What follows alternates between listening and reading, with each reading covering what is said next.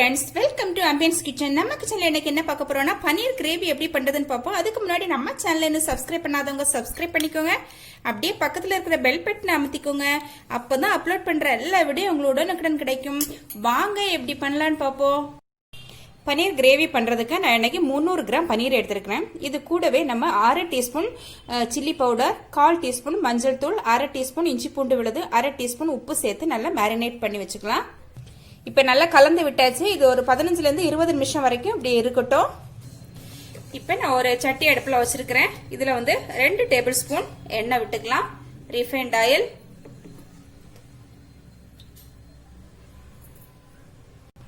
கூடவே 1 table spoon நெய்.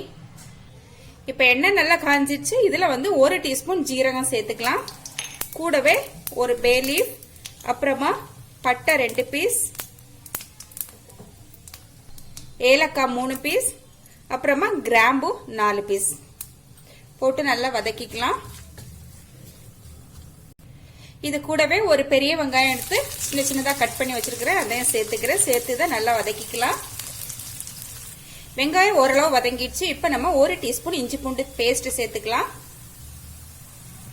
இஞ்சி பூண்டு பச்சை வாசனை எல்லாம் போயிட்டு இப்ப நம்ம மசாலா சேர்த்துக்கலாம். பாத்தீங்கன்னா மல்லித்தூள் 1/2 டீஸ்பூன், 1 டீஸ்பூன் மிளகாய் தூள், 1/2 டீஸ்பூன் கரம் மசாலா, 1/2 டீஸ்பூன் ஜீரகத்தூள், 1/4 டீஸ்பூன் மஞ்சள் தூள். இப்ப இதை நம்ம சேர்த்துக்கலாம். தீயை வந்து கம்மி பண்ணி வச்சுக்கலாம். இப்ப மசாலா நல்லா வதங்கிடுச்சு. இது கூடவே நம்ம தக்காளி பேஸ்ட் சேர்த்துக்கலாம். பாத்தீங்கன்னா ஒரு 3 பெரிய தக்காளி எடுத்து நல்லா பேஸ்ட் பண்ணி வச்சிருக்கிறேன். இதை சேர்த்துக்கிறேன். இப்ப நல்லா வதக்கி விட்டுக்கலாம். இப்ப 1/2 டீஸ்பூன் உப்பு சேர்த்துக்கலாம். சேர்த்து இதை நல்லா கலந்து விடுவோம். இப்ப கொதி வந்துச்சு. இதை மூடி போட்டு ஒரு 10 நிமிஷம் நல்லா கொதிக்க விடுவோம். நடுவே இதை கிளறி கொடுக்கணும். இப்ப இன்னொரு கடாய் அடுப்புல வச்சிருக்கிறேன். இதுல பாத்தீங்கன்னா 2 டேபிள் ஸ்பூன் எண்ணெய் விட்டுக்கலாம்.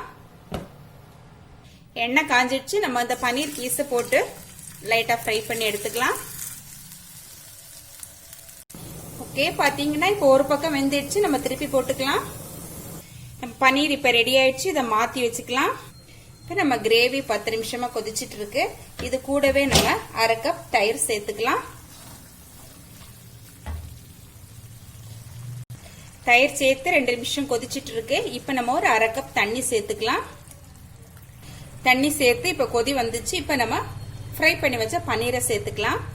ஓகே, இப்ப மூடி போட்டு மீடியம் ஃப்ளேம்ல ஒரு 5 மினிட்ஸ் வச்சுக்கலாம்.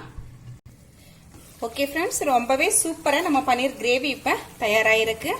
இப்ப நான் ஸ்டவ் ஆஃப் பண்ணிக்கிறேன். கொஞ்சமா இந்த காஞ்ச வெந்தய இலை, கசூரி மெத்தி சேர்த்துக்கலாம். ஆப்ஷனல் தான்.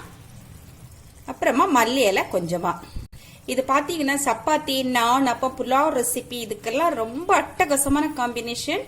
ஓகே ஃப்ரெண்ட்ஸ், இந்த ரெசிபி உங்களுக்கு பிடிச்சிருந்தா ஆம்பியன்ஸ் கிச்சனை சப்ஸ்கிரைப் பண்ணி, லைக் பண்ணி, ஷேர் பண்ணி, கமெண்ட் பண்ணுங்க. மீண்டும் நல்லதொரு ரெசிபியோட உங்களை சந்திக்கிறேன். Bye bye.